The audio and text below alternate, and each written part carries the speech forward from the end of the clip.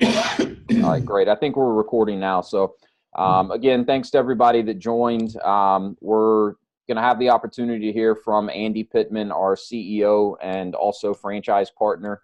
And I won't steal too much of Andy's thunder. I'll turn it over to him here in just a minute to give you guys a little bit of background. But really the purpose of this call is just to give everyone that's joined and anybody that listens in at a later time an opportunity to hear a little bit from Andy in terms of his experience as a ShelfGenie franchise owner, and then of course also from his role as CEO and kind of his experience taking over the reins of the company last year. So we're going to turn it over to Andy. We will open it up for Q&A here in just a few minutes.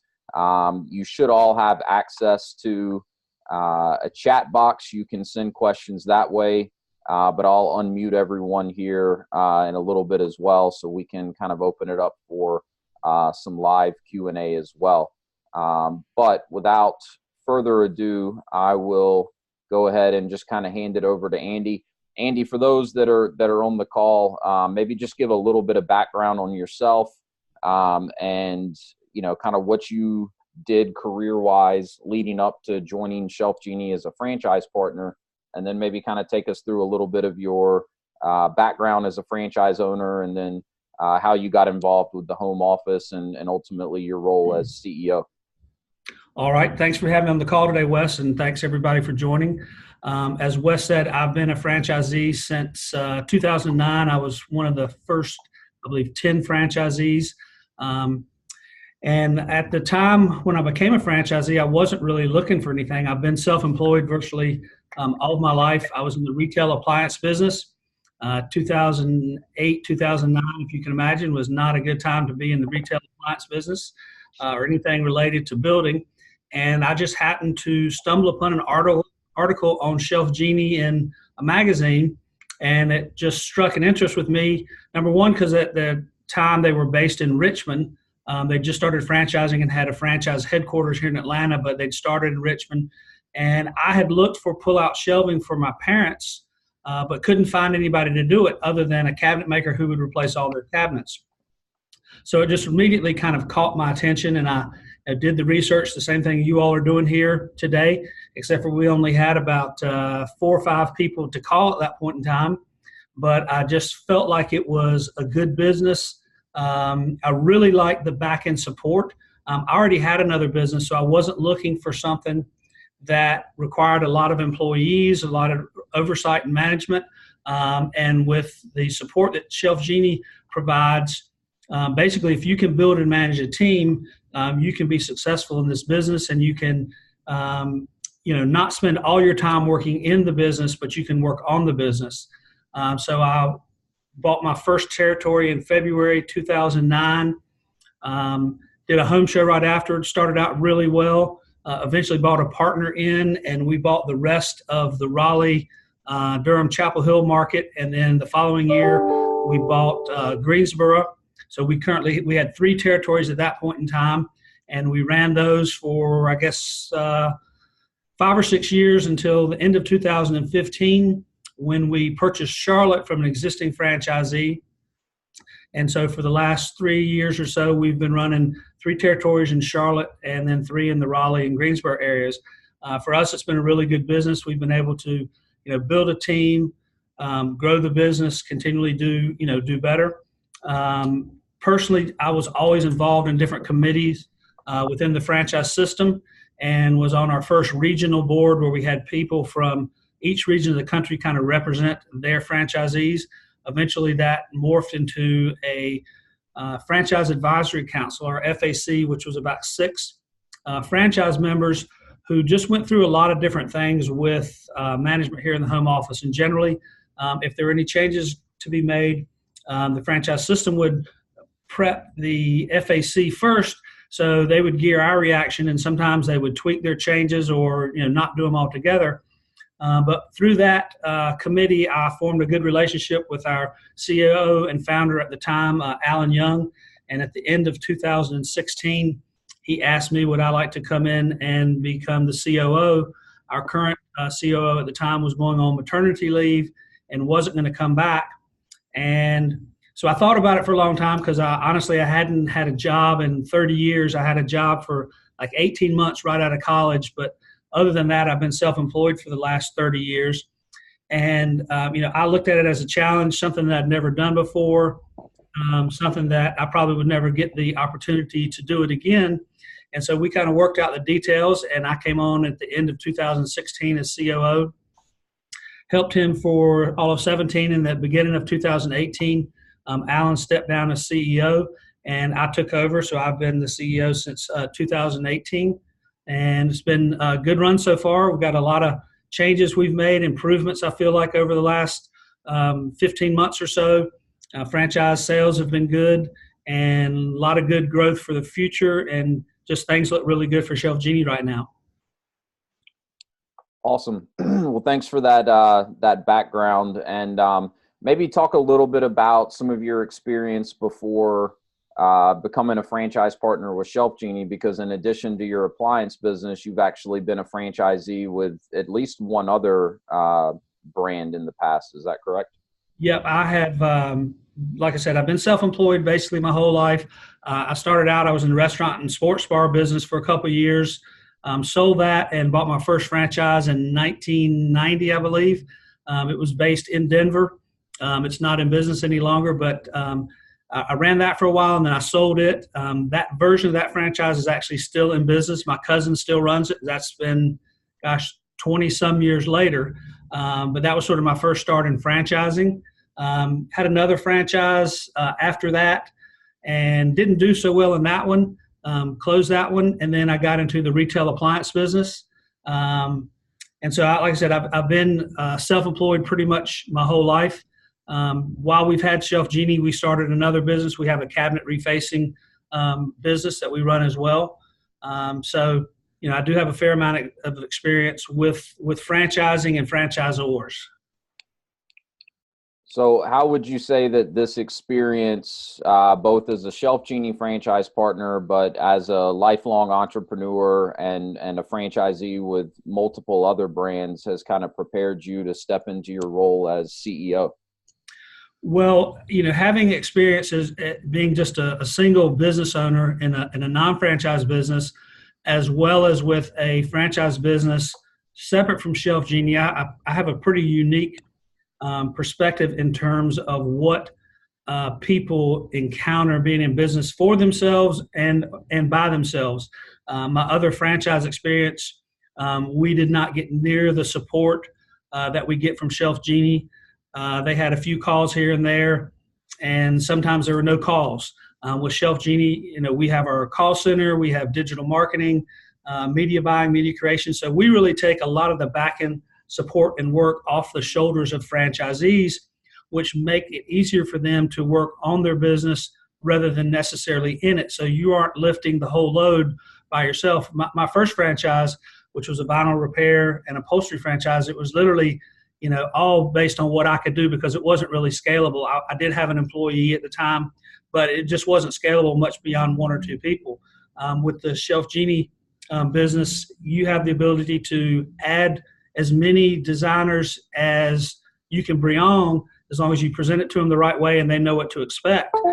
So there's just a lot more that you can do with ShelfGenie in terms of building and scaling a business, but also you don't have to worry about doing all the mundane day-to-day things like hiring someone to answer your phone, training somebody for your call center, figuring out who's going to do your digital marketing or your media creation. We've kind of taken all that off your plate. So if you can build and manage a team and go from there, hold people accountable, then you can do well within the franchise system. Yeah, absolutely. So and maybe talk a little bit, because my guess is some of the folks on this call and anyone listening to it after the fact, would have some questions around, how you kind of manage your time as both the franchise partner and the CEO. And, I know it's not maybe as common for someone in kind of the C-suite of a franchise organization to also be a franchise owner. So maybe you could speak to that a little bit, because I'm sure, some folks have some questions around that. Sure. Just with our CRM Wish portal, we're really able to manage our business wherever we are. And literally, I've been on vacation and managed my business, through my phone or my computer. I do have a business partner. He kind of runs the sales side of things. He and his wife both run design appointments, but then we have another probably 5 or 6 designers throughout North Carolina. And so he kind of runs that side of it. And then I run sort of the back end of the house, our advertising, our financing, marketing, working with installers, approving orders. But in terms of just the day-to-day in my own business, honestly, my role in that is relatively minimal. I approve orders, handle the financing and that. So I'm not spending, I'm embarrassed to say, maybe, Monday through Thursday, maybe an hour at the most a day on the business. I spend a little more on the weekends. My partner's spending a little bit more on his end because he is running design appointments. He's doing ride-alongs with installers and designers. But it's a business that you can easily manage and not have to spend 60 or 70 hours a weekend if you manage it correctly. Yeah, absolutely. So everyone on the call, I just want to remind you that you can use the chat box to, put in any questions. I'm going to open it up for questions here in just a minute and definitely encourage that. This is a great opportunity to kind of pick Andy's brain. And I have some other questions lined up for him, but, this call is for you guys. So I certainly want to make sure that you take advantage of the opportunity to ask Andy any questions. Kind of a follow-up to that last question, Andy. How do you feel you're able to manage your responsibilities as CEO as well as a franchise owner? And do you feel that has created any sort of conflict, or do you think it's actually been better for the organization to have someone that's kind of walked in the shoes as a franchise owner now, leading the direction of the organization going forward? Yeah, I would say it's definitely for the better. As I've told our franchisees, I've told our board this, I'm doing this job for completely selfish reasons because any changes that I make, I'm doing them because I hope it'll improve not only my business, but the franchise systems business. And so for me, it's real easy to make decisions. I don't have to really worry about consequences, so to speak, because I do have my business, but I've told the franchisees, whatever I'm doing on my end, they may or may not like some of the things or decisions that I make, but they do know that at the end of the day, I'm aligned with them and that I'm trying to do things to help them grow their business. Not that the previous management team wasn't, but I'm just more so in that than they were because I am a longtime franchisee, and anything that I can do and help someone else with their business and implement mine or do something different in mine and implement throughout the system is a win for everybody. So I would definitely say it's been a plus having a franchisee in management now. Yeah, and I agree. And I think that the vast majority, if not all of our franchise partners would concur with that. And for everybody that's on the call, if you haven't already had the chance to speak with some of our other franchise partners one-on-one, you'll have the opportunity to do so as you work through the discovery process with me. And, I would encourage y'all to kind of, really ask our franchise partners about how they feel about some of the changes that we've made over the last year to 18 months, because I know myself personally as a franchise partner, I'm very excited about the direction that the company's going in, and really do feel that there's even more alignment than there was before with Andy at the helm. So I think that, as you guys are evaluating, in all likelihood, multiple franchise opportunities, that's one of the key things you should be looking for is there really good, solid alignment between the franchisor and the franchisees? Are they all working together towards a common goal? And my slightly biased opinion is that we have that alignment here at ShelfGenie. So with that, I'm gonna unmute everyone and just kind of open it up for any questions.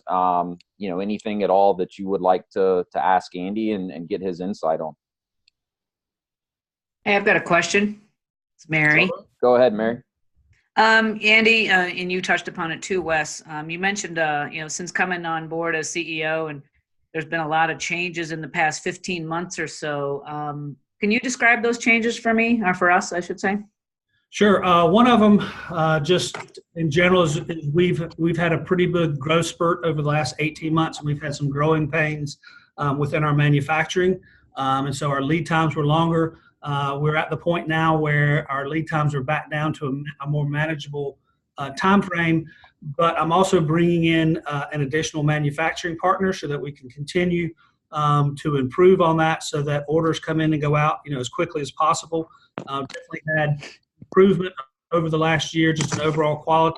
We moved somebody in a position at the very end of 2017 to specifically work with our manufacturing partner, sort of on behalf of franchisees, and it gives the franchisees someone to speak directly with.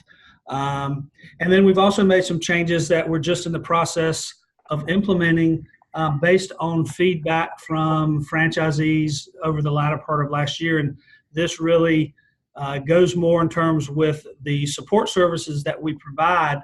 Franchisees wanted to use, for lack of a better way of explaining it, they wanted me to use the power of the system to negotiate our services. So we're making some changes internally with service providers throughout the company, and we've already implemented one.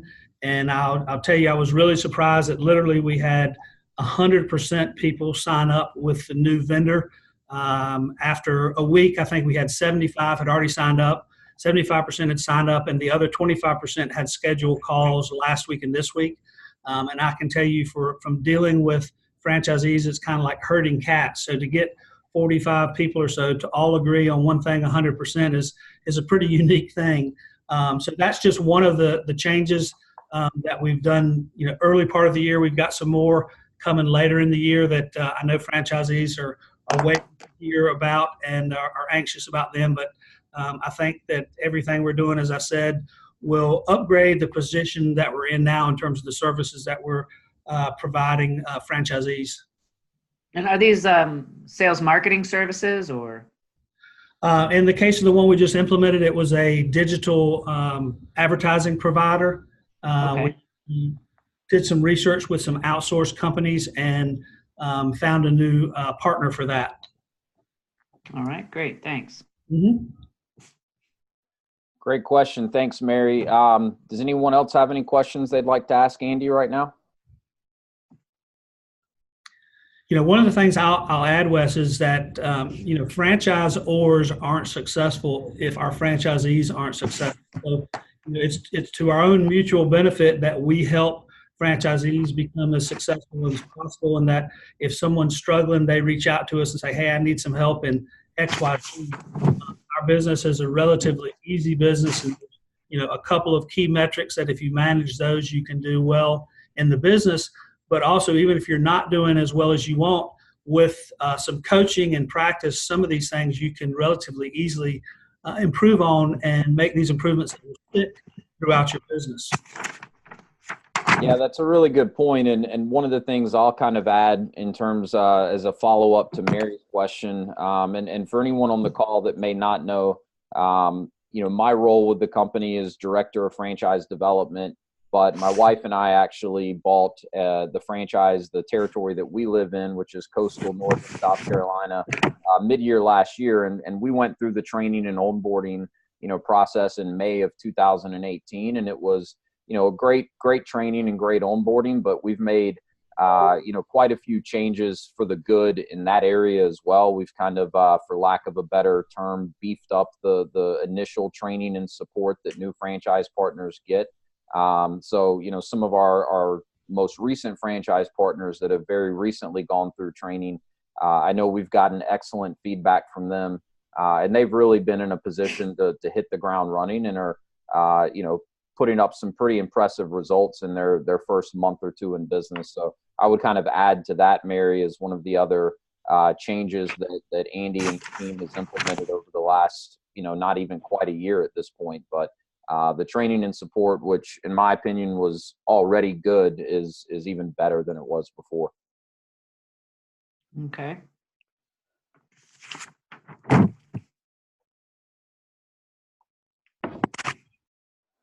So Jim has a question that he just put through in the chat box. So I'll just kind of read it and then let Andy kind of answer it and maybe provide a little bit of background. How many manufacturers are there, and are your manufacturing suppliers strategically located in specific regions of the country? So Andy, just so you know, Jim is a referral that came to us through one of the consultants that we work with. He and I have not had a one-on-one call yet. So maybe you could just kind of explain to him a little bit about how manufacturing is set up, where the plant is, and then maybe add a little bit of color to the new manufacturer we're bringing on board.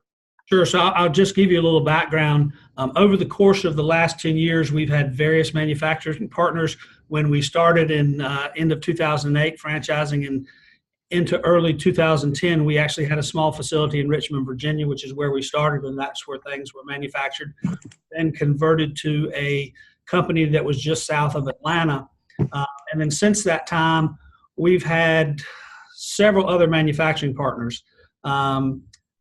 The margins on our product for a manufacturer are relatively slim, and unfortunately, we've had, I think, 2 of the 3 manufacturing partners close or go through bankruptcy and had someone take them over. For a while, we did have manufacturing partners in the East Coast, in the Dallas region, and then in California. The Dallas provider was connected to the California provider, and they closed that location when they reorganized.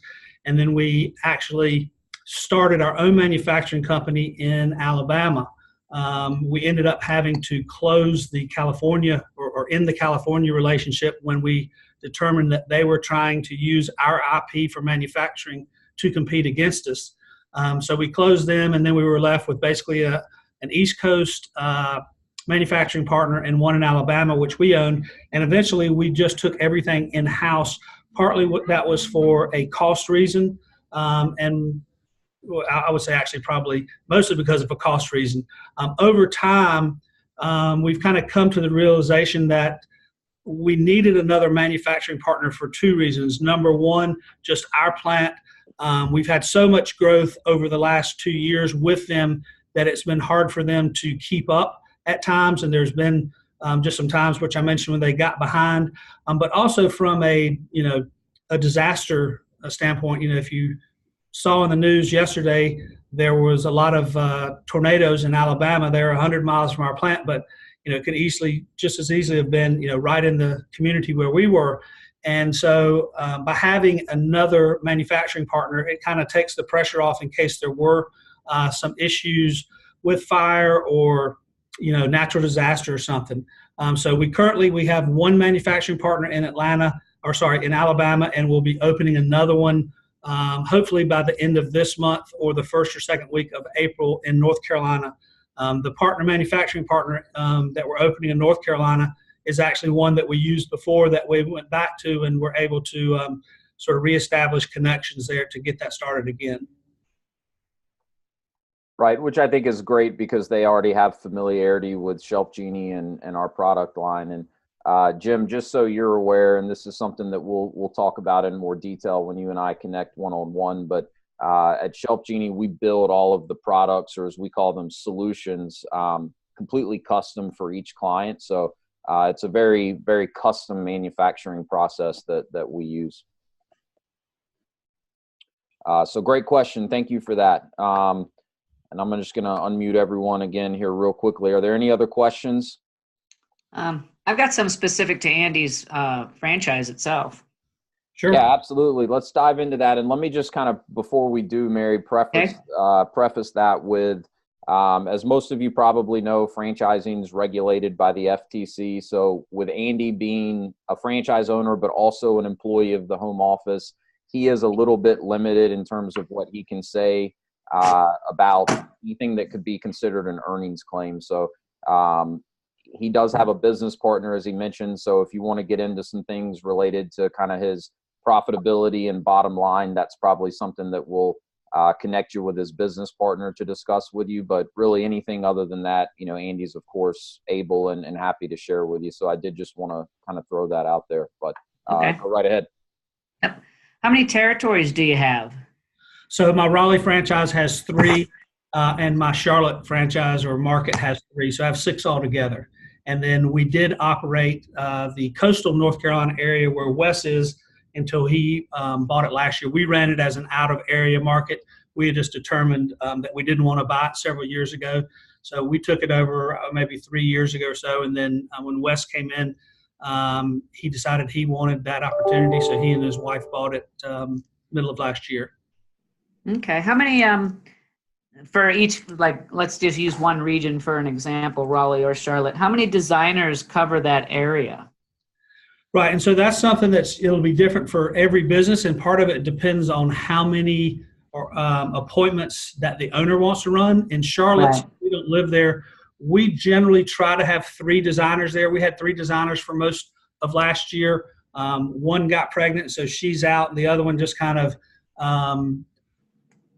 went in some other direction. She still helps us periodically, but her availability is not as much. So we currently have our designer from Greensboro that goes down there, and then my business partner will go once or twice a month if they get real backed up. But we're in the process of onboarding a new designer that she'll probably start running appointments sometime in the next week or 2. So I have 3 down there, and then in Raleigh, I have 1 in Greensboro just because it's not as big a market there, and we don't get that many appointments. And then in Raleigh, we have 4, my business partner, his wife, and 2 others. Okay. And then I'll piggyback on top of that. For installers, okay. We're probably a little different for installers than most people. We have 1 installer in each market, which does put us kind of vulnerable if something were to happen to them. But we've had really good results with our installers. My first installer in my Raleigh territory worked with me for almost 10 years. He just stopped in January because he had some other opportunities that came along. And so he kind of passed the job along to a friend of his who had worked with us previously. And so, we were kind of lucky there. And then I've had the same installer in Greensboro for kind of, I guess, 7 years. And then my installer in Charlotte, he is my 3rd installer there. The first one I had didn't work out. The next one was pretty good for a while, but then just, some things in terms of customer service were not as good as we liked. So I went out and found a new one, and the one we have now is very good. He has a small business, and so that if he needs extra help, he has people he can bring in to help him. So our philosophy has been that, we'll continue to go with these single individuals until, they tell us that they can't do it. A lot of people will have 2 or 3 in a market because they don't want to be beholden to just one installer. Right. We have good long-time relationships with these people. So, our real only concern is if, something would happen to them personally, that they got, in an accident or wreck or something like that. But we also, through our cabinet business, we have people that, we could easily send to the franchise training and, get up to speed relatively quickly if we had to. But most franchisees probably have 2 or 3 per area. Yeah, that was kind of leads into my next question. Is like, for one installer, how many installations can they do? Generally on average in a month. Oh, in a month, I don't know. In a week, we say that most installers should be able to install $800 to $1,000 worth of solutions in an hour. So if you figure our average sale is $3,500, that's a 4 to 6 hour installation. So it really depends upon their skill level. I'll just give you an example. My installers in Raleigh are a lot faster than my installer in Greensboro. He's just very detailed, almost anal in terms of the things he does. And I'm not criticizing or anything, but he's just not able to do as much as fast because he just spends a lot of time. And not that he does his installs any better than the other ones. He's just, very particular. So, in all honesty, he could probably never keep up with the pace we have in Raleigh because we do 3 or 4 times the business there that we do in Greensboro. So, most, my installers are doing probably 4 to 8 installs a week. Just, really just depends on the time of the year and how busy we are. Okay, great. Thank you.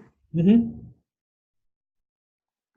That's a really good question, and it's a good topic. And I don't know if I just cut someone off. It sounded like someone was getting ready to talk. So if anyone else had a question, feel free to jump in. If not, I can kind of piggyback off of Mary's last question. Yeah, I was just going to follow up with a similar question that someone might have in terms of designers. How many appointments do you want to give designers? And one of the things when you're hiring designers is you don't want to promise them appointments. Right. You want to bring this on as, it's their own business opportunity, so to speak. And especially if you can get them out, hustling on their own and creating self-generated appointments, whether they're going out and finding referral partners for you and setting that up, or they're going and doing a little show in a community or somewhere like that. Because you can have as many designers like that as you want.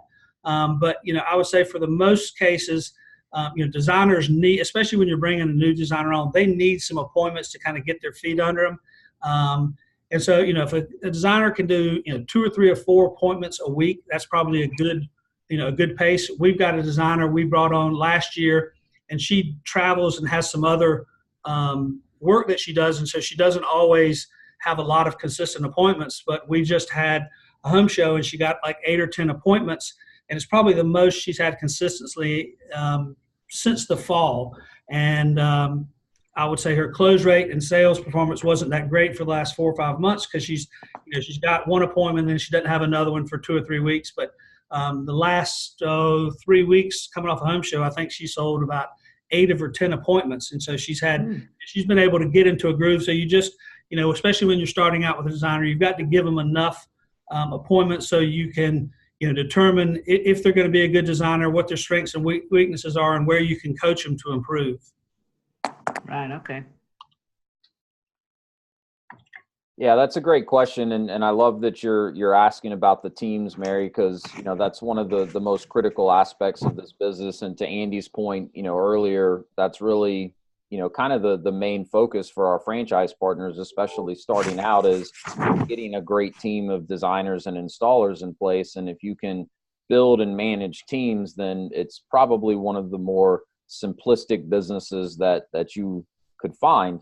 But that doesn't mean that recruiting, training, and mentoring a team of designers and installers does not come without challenges. So, Andy, maybe you could speak a little bit to just kind of some best practices that you've learned over the years through your own experience, through other franchise owners' experience when it comes to, recruiting designers and installers. Maybe talk a little bit about kind of where not only yourself, but other franchisees have had success finding great designers and installers, because I think there is, some strategy that can be used to find people that are going to be better suited for these roles. And to your point earlier about designers, I think you can really kind of strategically recruit people that are going to be more likely to what we call self-generate sales, which is what Andy was explaining earlier. So what best practices would you share in terms of recruiting? Yeah, so when you're recruiting for, really whether it's designers or installers, you really want to make sure that, everybody in your sphere and the people you come in contact with know that you've got a business and you're looking for this type of employee, whether it's a designer or an installer. A designer doesn't necessarily have to have design experience. They don't necessarily have to have sales experience. Certainly some of our best have never had any. A good designer is just really somebody that can listen and make friends quickly and adapt to the type of personality they're dealing with in the home. So there's lots of different avenues. I mean, the easy avenue is Craigslist. You put a $25 ad on Craigslist and solicit there. But then there's, tons of other places. There's National Kitchen and Bath Organization. There's NAPO, which is National Association of Professional Organizers.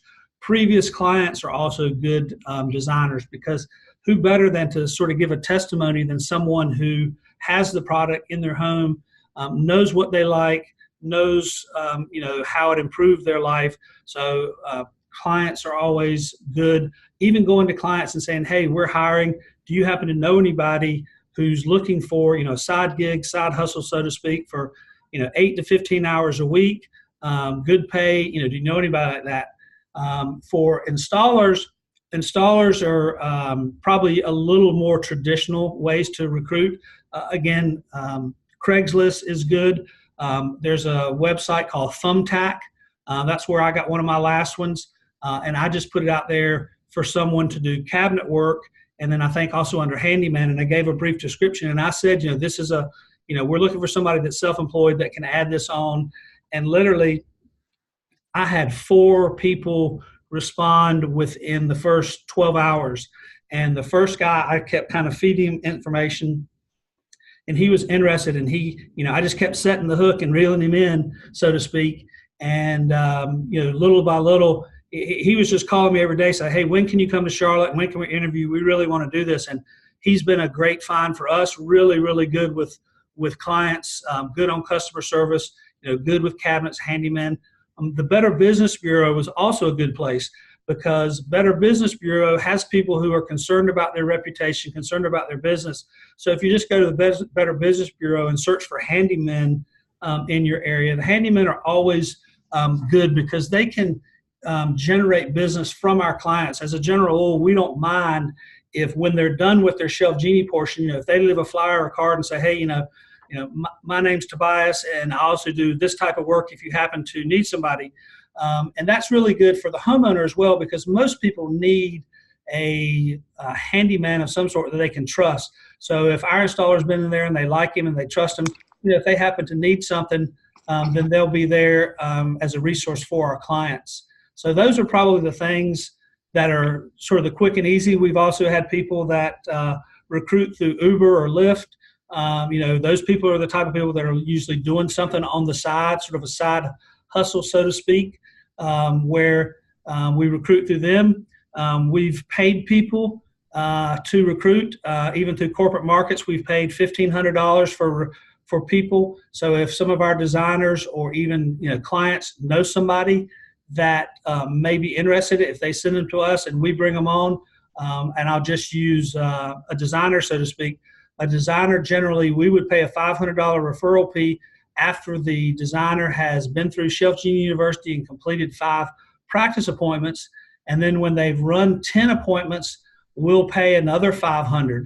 And all this really funds itself, so it's not really like you're coming out of pocket for this, because if a designer runs 10 appointments for you, you should have generated a couple of sales from that. If you haven't, then I'm not going to give them another 10 until they can either go back and close some of the first 10 or self-generate. But if they get to the second 10, we'll give them an additional $500. So we're paying up to $1,500 for a good designer. And for installers, we pay the same thing: $1,500, $500 when they complete our installer training here in Atlanta, and then another $500 after they've done, I believe, 10 installs, and then another $500 once they've done another 10 after that. So those installs that they're doing, that's guaranteed income for you, because those are sales that have happened. So you're just really sort of self-funding that recruiting fund. So those are just some of the things, that we've tried and done over time. Yeah, that's great. And those are really good recommendations. And I think, as you guys have the opportunity to talk with other franchise partners in the system, you'll find that, like Andy mentioned, there are a lot of different approaches to, recruiting and building your team.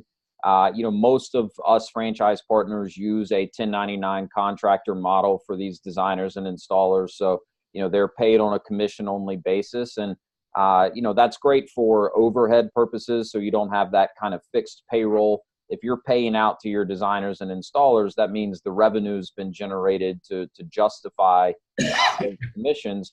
But I think in addition to that, this kind of 1099 approach to recruiting opens the door to recruit better talent. And so, Andy just shared some great, advice based on his experience as to how they've recruited. I think I've shared with some of you on the call, one of my main installers in our market, he's a career firefighter, and, he works 10 to 12 days a month at the fire station. And the rest of the month he's focused on ShelfGenie, and it's been great for him. It's been great for us. But if I would have gone to him and said, hey, I'm looking for someone to kind of, fill this 40-hour a week, 9 to 5 type of role, he probably would have laughed at me. He wouldn't have given up his job as a firefighter to do that. So just kind of another example. And I do think that the model most of the franchise owners use to recruit opens up the door for better talent that you can add to your team.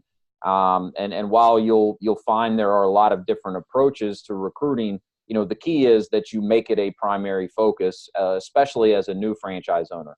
What we don't want is, people coming in and trying to do it all themselves, because, it's just not scalable and it's usually not sustainable. So, that's one of the things we really try to help people understand as they're going through this process, that, the best thing you can do to ensure success for yourself as a franchise partner is really, really focus on building out your team of designers and installers. Excellent. So does anyone else have any other questions for Andy?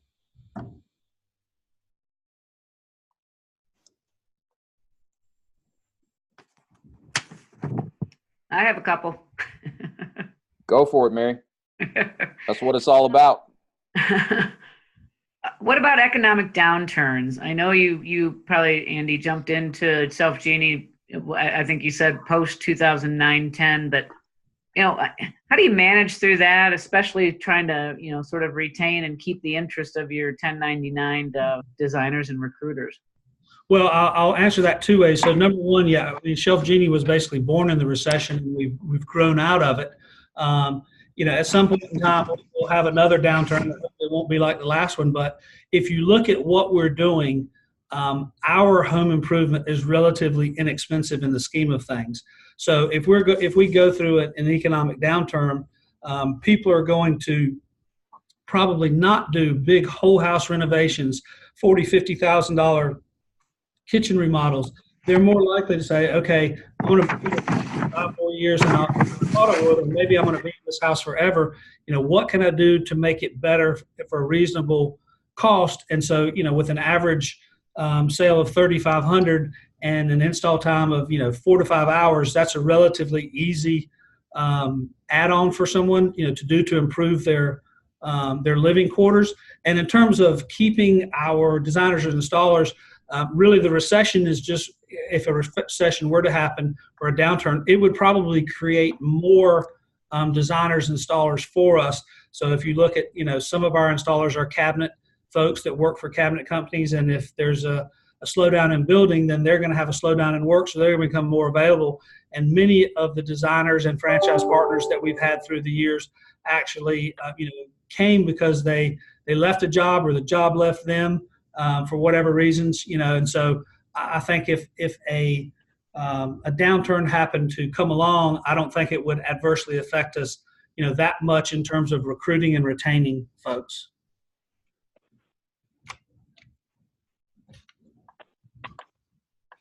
Yeah, that's a really good question. Did you have anything else to add to that, Mary, or a follow-up question? No, the other ones are just sort of overall. I just have two other questions overall. ShelfGenie Noble Brands, and one is, what is the expected communication, timely, regular, whatever, from home office to franchisees? Good question. So our normal, SLA, we want to respond back in 24 hours. And I would say that's 24 business hours, so that if you left a message for someone or emailed someone at 4 o'clock on Friday, it might be Tuesday morning before you get a response.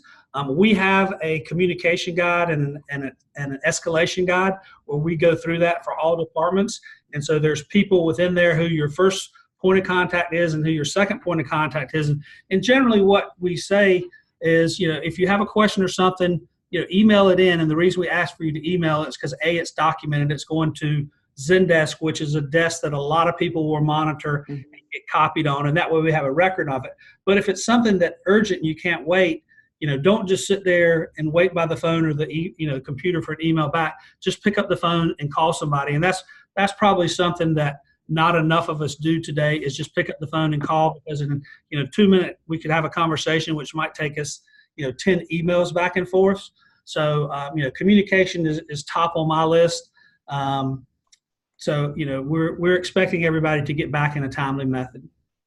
Okay, great. Yeah, and in addition to that, we have Wish Portal, which is kind of our back office, but we put out, communications through a bulletin board in Wish Portal. So any communications coming out from the home office, meant for franchise partners, or in some cases even for designers and installers maybe.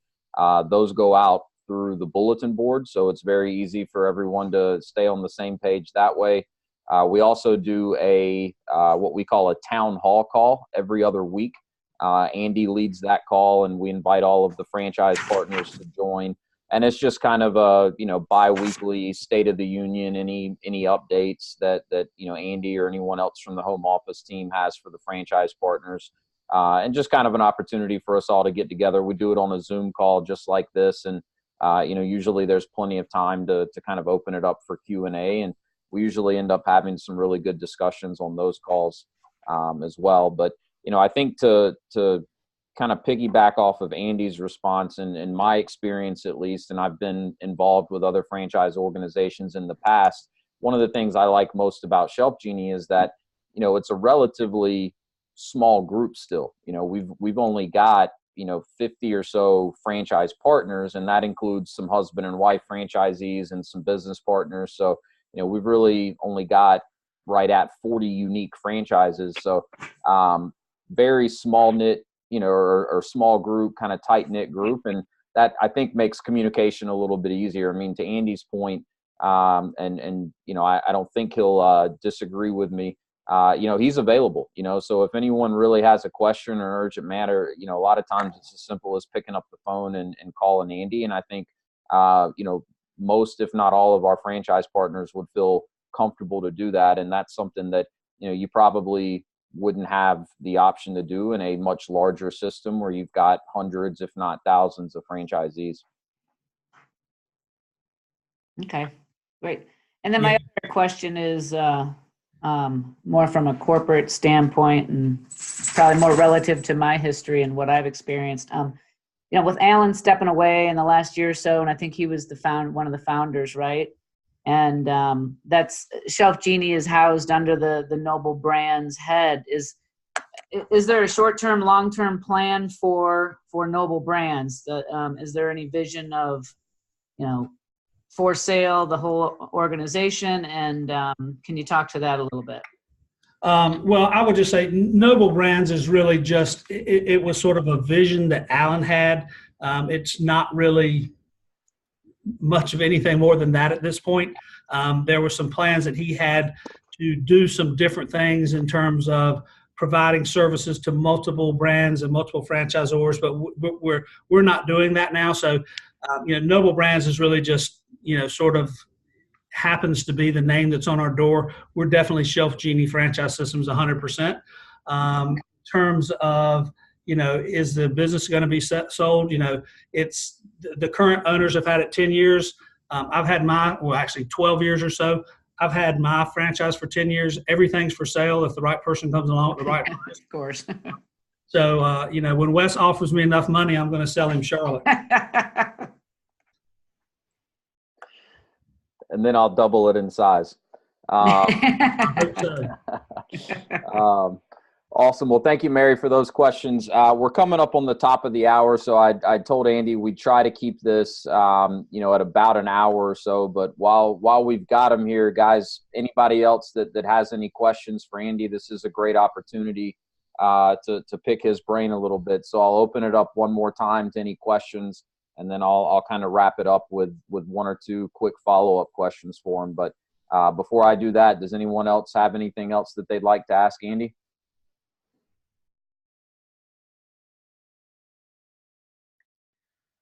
All right. Well, Mary, you get the gold star for today's call for most questions, and thank you for that, because I'm sure a lot of the folks on the call had the same questions or very close to it. So thank you for your input, and I hope Andy's responses have been helpful.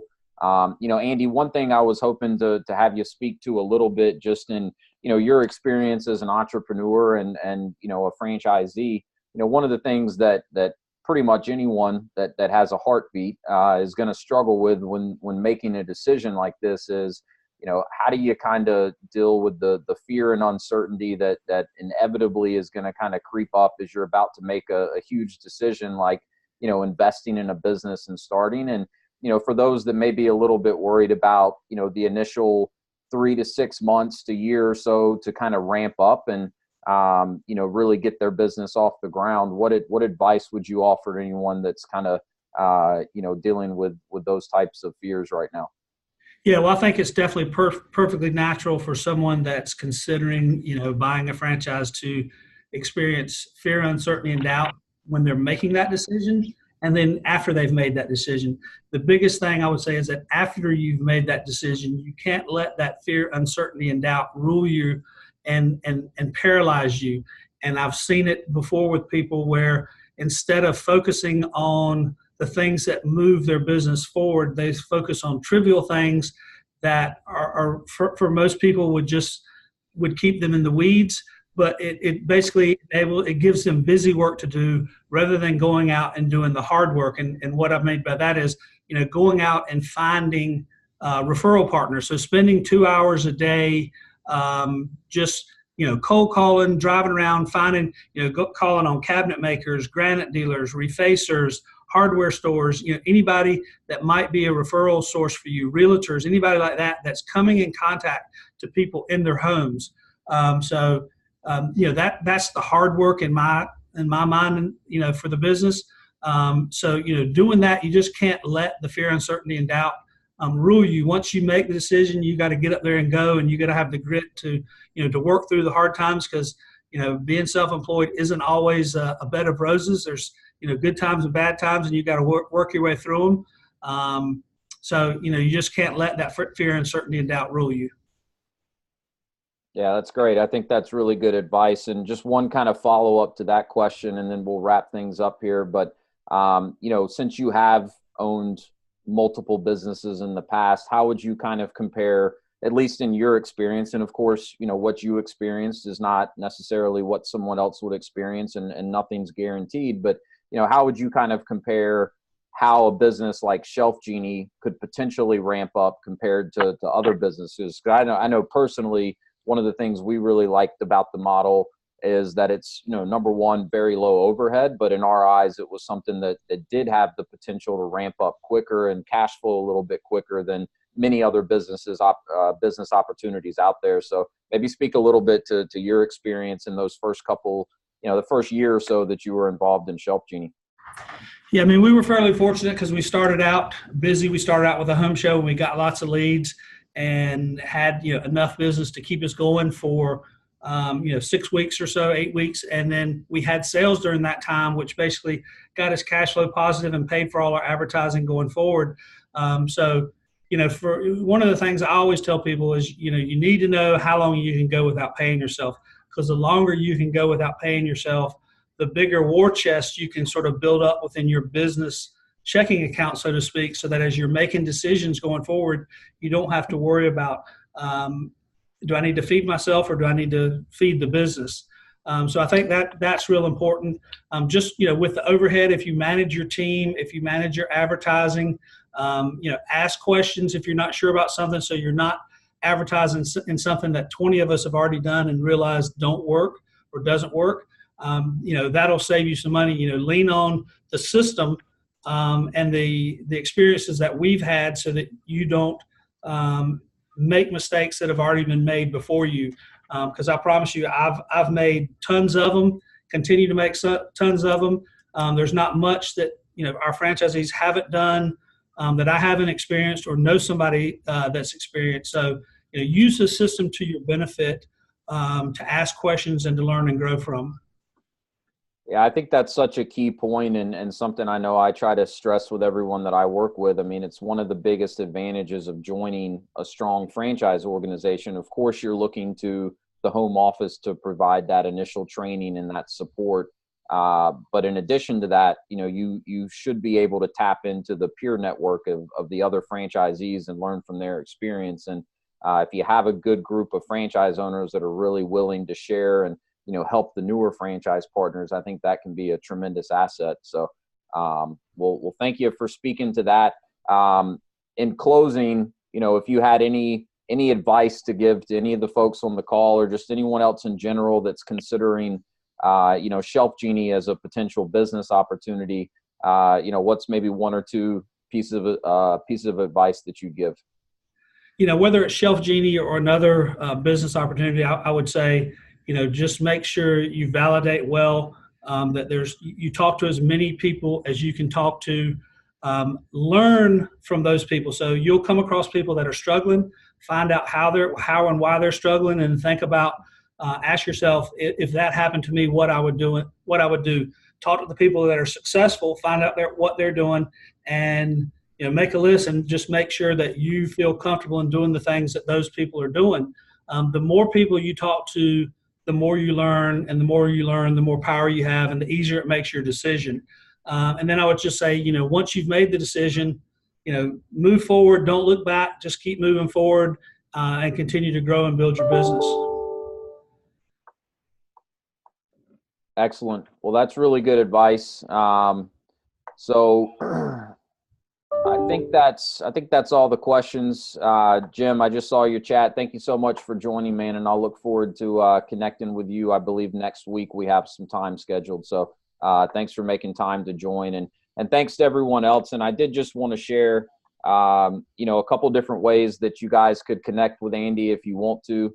You can, of course, find him on LinkedIn. And then here's his email address. Andy, I'm sure would be happy to speak with any of you one-on-one. So, reaching out to him via email would likely be the best way to get in touch with him to set that up if you want to. And, for those of you that are far enough along in the process to be considering a join the team day, you'll have the opportunity to meet Andy in person at the home office if you do decide to come to a join the team day. I'd also encourage you to check out our blog, which you can see, you can find that at ShelfGenie.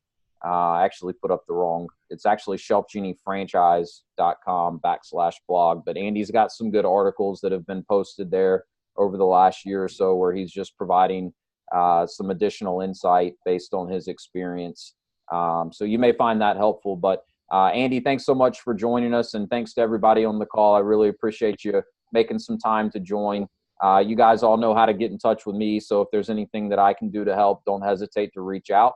And we will be sending out a recording of this to everyone, so you can go back and reference it if you'd like to. But again, thanks to everyone, and I hope you have a great rest of the day. Thanks, Wes. Great call. All right. Thank you, guys.